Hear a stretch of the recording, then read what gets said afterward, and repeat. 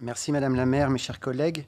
Le groupe Malakoff en commun souhaite partager quelques réflexions sur le numérique en tant qu'enjeu éducatif et social dans nos politiques publiques.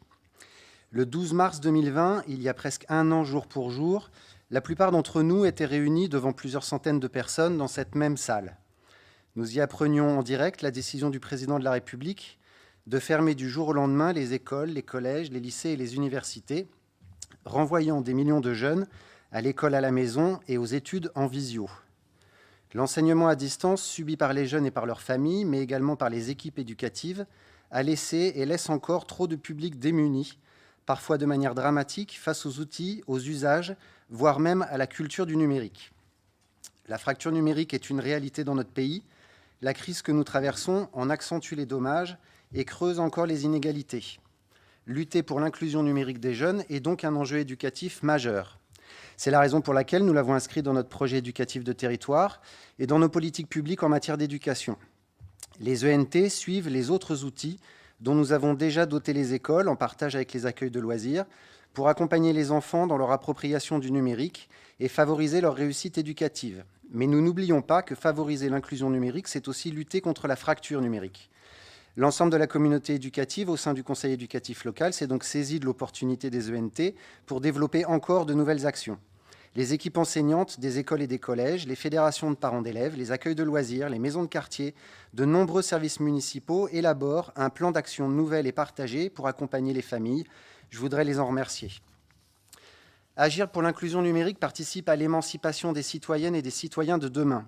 C'est donc aussi un enjeu de société. Lutter contre la fracture numérique, c'est lutter contre la fracture sociale. 13 millions de personnes sont en difficulté avec l'informatique, dont la moitié ne se connecte jamais à Internet. 40% de la population se dit inquiète à l'idée de devoir réaliser des démarches en ligne. De nombreux services publics de proximité ont fermé leurs guichets d'accueil, plongeant certains publics dans une désertification du présentiel, sans interlocuteur et incapables d'effectuer des démarches en ligne.